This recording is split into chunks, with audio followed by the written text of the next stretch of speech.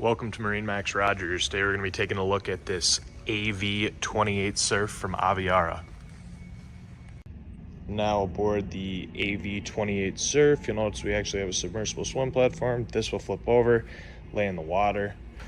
A nice big walkthrough on the starboard side. You don't have to worry about stepping on upholstery, getting in and out of the boat.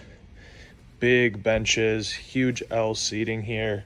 We actually have nice easy access here to master power, all of that fun stuff in there. You don't have to go dig underneath a seat or anything.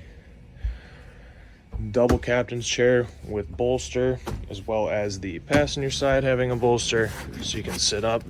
Nice, be able to see up and over everything.